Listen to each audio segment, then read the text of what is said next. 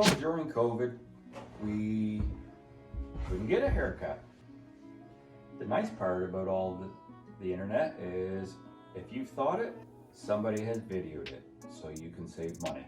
So during COVID, Darla had to start cutting my hair. I had to start putting the dye in her hair. If you think about it, at $20 a haircut, 12 haircuts a year, you're going to save $240. Let's say the average woman gets her hair dyed every 6 weeks and spend $150 every 6 weeks. Why not save? Instead of spending $150 every 6 weeks, treat yourself to your dye or your trim every 3 months. Now you've saved another $600. So just between his and hers and his, you've saved $840 a year to spend elsewhere. It just means that you get to spend it where you want to spend it. Invest it.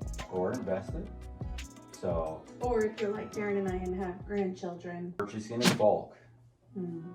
We've actually really started the bulk purchasing more so now that we're retired. I just want to be more conscientious of the types of food that we're putting in our body. For me, it's become very important.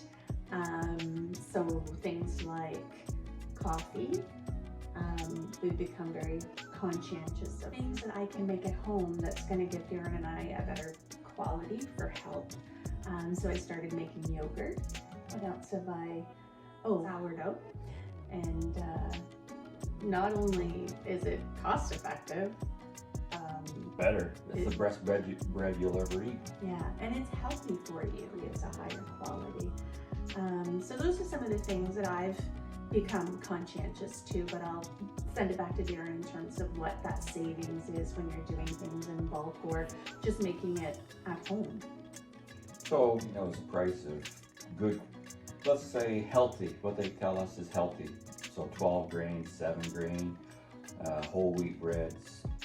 And if you're going to make 2 loaves a week, and we'll just say you're only saving $4 a loaf, because some of the